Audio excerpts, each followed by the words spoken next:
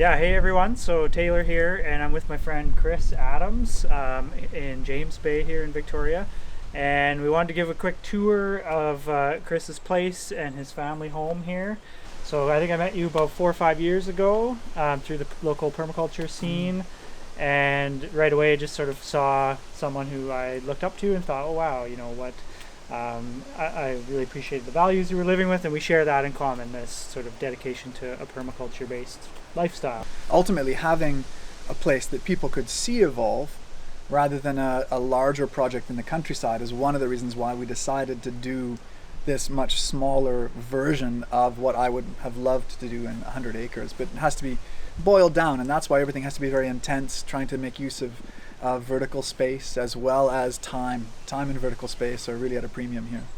Yeah, I think that's something I would encourage anyone who thinks they need a farm. Before you take that step, if your goal is just to feed yourself and your family fresh produce, I would really start to look at these intensive systems, because you may need a farm, you may want a farm, you may want to grow big, but it is absolutely amazing what you can accomplish in a very small place if you're integrating vertically and, like you say, stacking through time.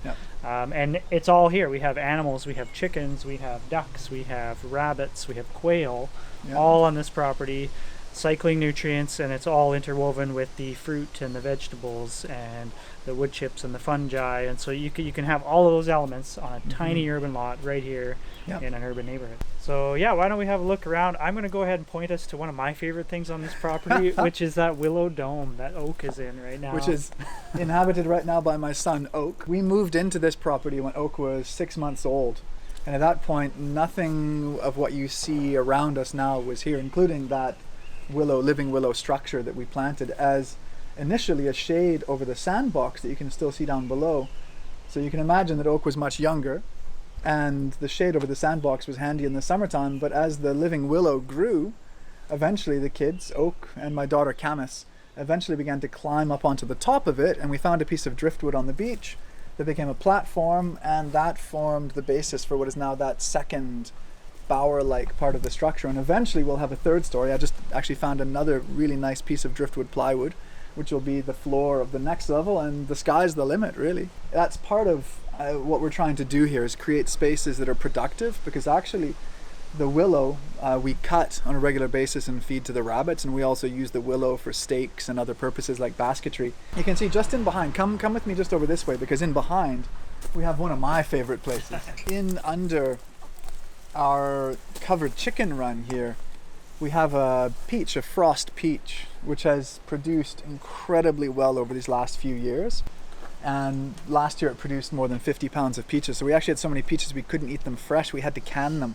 So this is the kind of problem that I want to have, such an abundance of peaches that you have to put them up for the winter. And the chickens love the peaches. Occasionally we won't get to one in its ripe state. It's so heavy that it drops off the branch and lands at the feet of the chickens, and there is nothing that pleases a chicken more than to see one of those balls of sweet, delicate flesh falling from the sky. But this is, again, part of my attempt to structure many things into what is just ultimately a chicken run. It provides cover for the peach, which is helpful. The chickens have a dry area inside, but they also can run out through their little tunnel to the front here. And of course they're providing the valuable service of fertilizing the fruit trees there, the espalier apples along the fence, which is another amazing way to use vertical space and to integrate different functions that animals can provide. And that's my goal, to have this place so that it's just dripping with food, that everywhere you look there's some surface that food is cascading down from. So although we're 10 years into the project now, this is really just the beginning. And if we look across the garden, you can see some of the more established trees, plums and apples that we planted when the kids were very young on the northern edge, so they won't block out the beautiful southern exposure we have here. But those now are starting to come into their own, and we'll get lots of plums this year, for example, off the big plum. And that's a useful pattern in any urban setting, is, you know, tall trees at the north end, veggie plot here on the south side, and really integrated gardening like you see here. We're looking at garlic, with recycled pots with some just about ripe strawberries in there. Yeah. It looks like there's some Well, that maybe are yeah, ripe. the ripe strawberries disappear very quickly. Having 2 kids, red strawberries don't last very long in those pots. But that was a solution to a problem of limited space and trying to grow strawberries, because we love strawberries. Who doesn't? But a strawberry bed stays put for several years, and these beds have a strict rotation, and so by having the strawberries in pots that can move with the rotation, and in this case be placed on top of landscape fabric that garlic is planted underneath of, we're growing both garlic and strawberries in the same bed ultimately in a way that we couldn't have otherwise. Now, would we get more strawberries if the strawberries were planted in the ground? Yes, but there isn't room in the system to plant strawberries in the ground, so we're actually getting a yield of strawberries here, although less than we would if it was planted in the ground, but more than if we didn't plant them at all. And behind, this is a new experiment that I was trying to find a place in the rotation to grow peas, and so this was my attempt to grow peas and potatoes in the same plot. And the middle there, it's not working so much, but over here it's actually doing all right by just putting a trellis on the one side after the potatoes had come up and planting peas in. And these ones will start to flower pretty soon, and we'll have some peas in basically a space that was just going to be potatoes. And I really don't think it'll decrease the potato yield at all. So Doesn't look like it at this point. No. So trying to get 2 yields out of the one bed, something that we try to do as much as possible. So these are interesting apple trees for this application.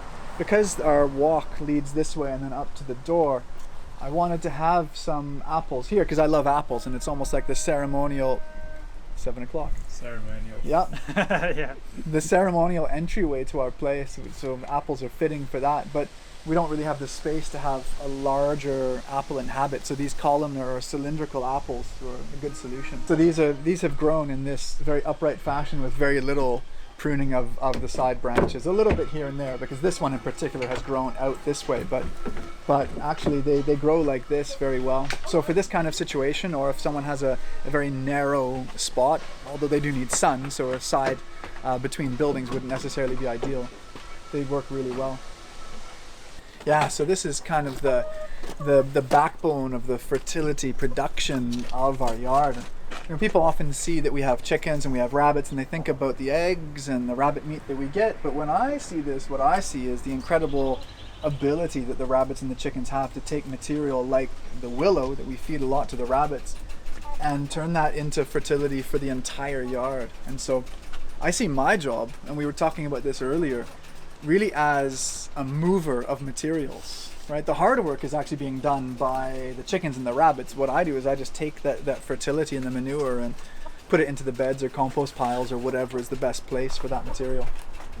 Well, the animals, they just perform such a key component of that fertility cycle, that whether it's in small gardens, typical commercial gardens, or even on the large scale, it's just broken. It's just a link that's broken, where you have animals that are creating fertility that goes right back onto the land, that's producing abundance back for the animals, and it's in cycles. And 100 years ago, 200 years ago, all the farms had vegetable gardens, they had animals, and there was a cycle between them, and we've really missed that. One of the keys behind what we were trying to do here was, instead of creating a large amount of one commodity in the urban growing that we were trying to do, like salad greens, to try and create a resilient food system for ourselves. Because while we could probably, if we worked hard, make a meager living selling high-end salad greens and herbs, if we did, it mean that I would have to buy all my garlic and my rutabagas and the things that I really enjoy eating. And so to be more resilient, we've really tried to create as diverse a system as possible. And so that means the animals, the fruit, the fungi, the vegetables, perennials, berries, and all of those things layered in, so that if it's not a particularly good year for one thing, we don't have a total loss, which those farmers who are growing 20,000 acres of one thing are subject to. Well, the farm stand is new. It's a new enterprise, and it's partly because of the situation of the last few months, with me being relatively off work and the kids being off school. It was something that we had thought about before, but really hadn't ever put together. And it really came about because of demand.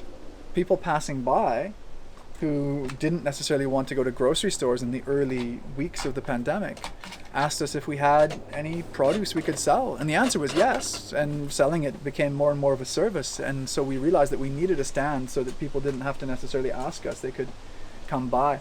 So the pandemic brought about the creation of the stand, which was something we had always wanted to do, but it really made that need very clear. And so it's been great fun, and for the kids, a great project. And the stand has actually been far more popular than I ever could have imagined. If I knew it was going to be as popular as it is now, I would have built it 10 years ago. Let me show you a new part of the gardens. So speaking of perennial vegetables, this might be the world's largest perennial vegetable. Yeah. Linden, or maybe not this particular. Not this one. Well, this one is pollarded pretty within an inch of its life, but this is linden. Some people call it basswood. There are a few other common names for it. Lime, which is a bit confusing because of course it's not a citrus, but it's got really nice edible leaves. And unlike many deciduous trees, it continues to put on leaves through much of the growing season. You don't want to eat the ones that are really big necessarily, but the ones that are fresh and glossy like that make really nice salad. And so in the summertime, when out in our front yard it's really hot and lettuce bolts fairly quickly, the linden makes up the bulk of our salad, doesn't it? And this is growing in a 15-gallon pot right here in the duck run. Yeah, that's right. On the north side of the house where there's find me five other things that'll thrive that's here. Right. That's right. And so to be able to grow salad on a tree, this is like my dream come true. And I mentioned Hablitzia earlier, which is a perennial green, which has a vining habit and grows really, really well. It's a fairly early producer too. So this one is ultimately, I think, one of the all-stars of a temperate perennial food garden. And that's Hablitzia tamnoides, which some people know as Caucasian spinach because it's native to the Caucasus Mountains. And it provides a huge amount of really nice edible material. You can use the young leaves in salads or the older leaves in things like lasagnas.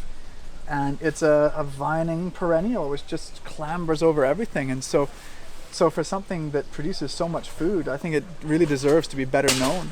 And some people are getting to know it, but this one is quite nicely established in the approach to our little nod towards forest gardening.